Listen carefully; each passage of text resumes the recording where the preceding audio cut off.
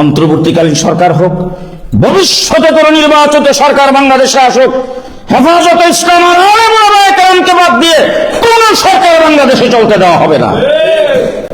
বাংলাদেশে কোন সরকার যদি গঠিত হয়, বর্তমান সরকারটাকে হেফাজতে ইসলামকে মূল্যায়ন করতে হবে, আলেমদেরকে মূল্যায়ন করতে হবে এবং তাদের কথার দাম দিতে হবে। বাইতুল মোকাররমের সামনে হেফাজতে ইসলাম ঢাকা মহানগরের পক্ষ থেকে জাতিসংঘ মানবাধিকার অফিস খোলার প্রতিবাদে আমরা সেখানে মিছিল করেছি, বিক্ষোভ সমাবেশ করেছি। একদিন পরে 3 জন উপদেষ্টা আমাদেরকে ডাকলেন।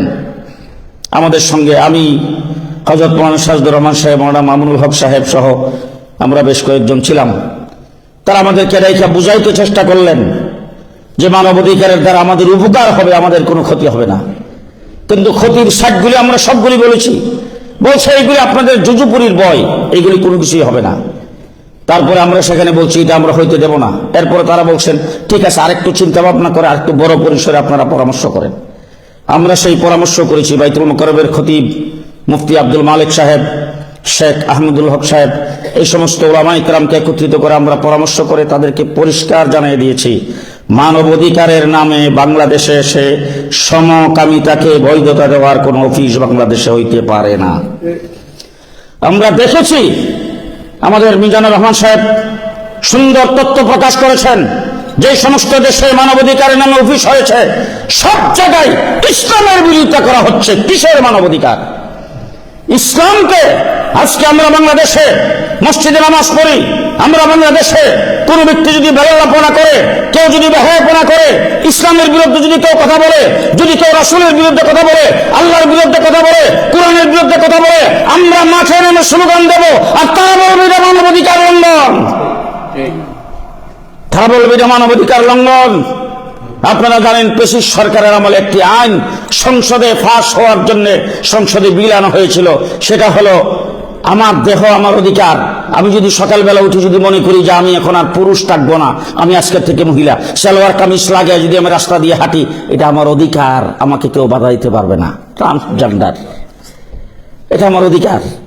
কোন পুরুষ যদি, কোন মেয়ে যদি প্রাপ্তবয়স্ক হয়ে যদি সে মনে করে আমি তো একটা বাউন্ডারির ভিতরে আসি, এখন আমাকে মানুষ এদিক সেদিক এমনি সামনে চলাফেরা করলে মানুষ খারাপ মনে করে, আমি আজকের থেকে পুরুষ হয়ে গেলাম, এই কথা বলে যদি সে পুরুষের শ্বাস ধরে রাস্তায় বের হয়, কেউ প্রতিবাদ করতে পারবে না, তাকে কেউ কিছু বলতে পারবে না, কারণ এটা তার অধিকার। মানবাধিকারের অফিস যদি খোলা হয় সেই কাজটি হবে। মানবাধিকারের অফিস যদি খোলা হয় সেই কাজটি হবে। যারা ইসলামের বিরুদ্ধে কথা বলবে, ইসলামের বিরুদ্ধে কটূক্তি করবে, কুরআন হাদিসের বিরুদ্ধে কথা বলবে, তাদেরকে মানবাধিকারের আওতায় প্রমোশন করা হবে। আর আমরা যারা প্রতিবাদ করব আমাদেরকে বলবেন মানবাধিকার লঙ্ঘন। সুতরাং এই কথাগুলি আমরা পরিষ্কারভাবে জানিয়ে দেওয়ার 3 দিন পরে দেখি চুক্তিতে সই হয়ে গেছে। আমরা সে কথাও সেখানে বলেছিলাম, যেই ব্যক্তিকে বাংলাদেশে নিয়োগ দেওয়া হয়েছে তিনি একজন সমকামী, এবং একটা দরখাস্ত আমাদের দেশের সরকারের কাছে তিনি করেছেন, তার পার্টনারকে সাথে নিয়ে আসতে চাই। নাউজুবিল্লাহ, আসতে করেন, তার পার্টনারকে সাথে নিয়ে আসতে চাই, সে অনুমতি চেয়েছে বাংলাদেশ সরকারের কাছে। আমরা বলছি এই ধরনের অফিস এখানে হইতে পারবে না, সুতরাং এই ব্যক্তির সম্পর্কে কথা বলবো, তাহলে অফিস তো রাখতে রাজি না। আজকে এই অফিসের কার্যক্রমের জন্য সই সিল স্বাক্ষর হয়ে গেছে, চুক্তিপত্র হয়ে গেছে।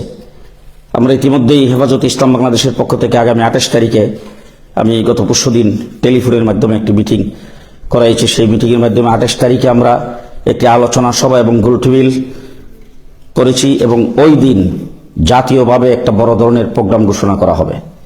আপনারা সকলে দোয়া করবেন আল্লাহ যেন এই অফিস যেন বাংলাদেশে হইতে না পারে, এবং কোন অবস্থাতে আমি হেফাজতের একজন দায়িত্বশীল হিসাবে আপনাদের এখানে দাঁড়ায়া আল্লাহর উপর ভরসা করে বলে গেলাম, আমরা জিন্দা থাকতে বাংলাদেশে অফিস হইতে দেব না ইনশাআল্লাহ।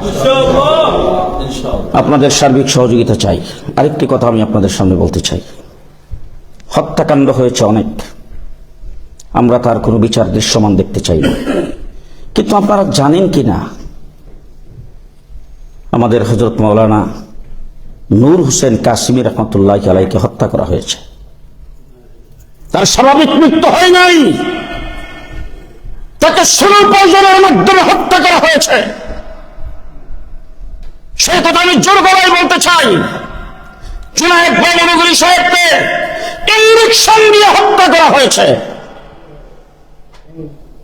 তাকে কোভিডের টিকা দিতে নিয়ে তারপরে তাকে একদিন পরেই টিকা দিয়ে আসছেন, তার পরের দিন সুস্থ মানুষ হঠাৎ করে তিনি ইন্তেকাল করেছেন। আমাদের দুইজন মানুষ যারা প্রতিবাদী ছিলেন, যারা অন্যায়ের সামনে কোনোদিন মাথা নত করে নাই, তাদেরকে পর্যন্ত ব্রিটিশ সরকার দুনিয়া থেকে বিদায় করে দিয়েছেন। সুতরাং এই অত্যাচার অবিচারের বিচার বাংলার মাটিতে হইতে হবে।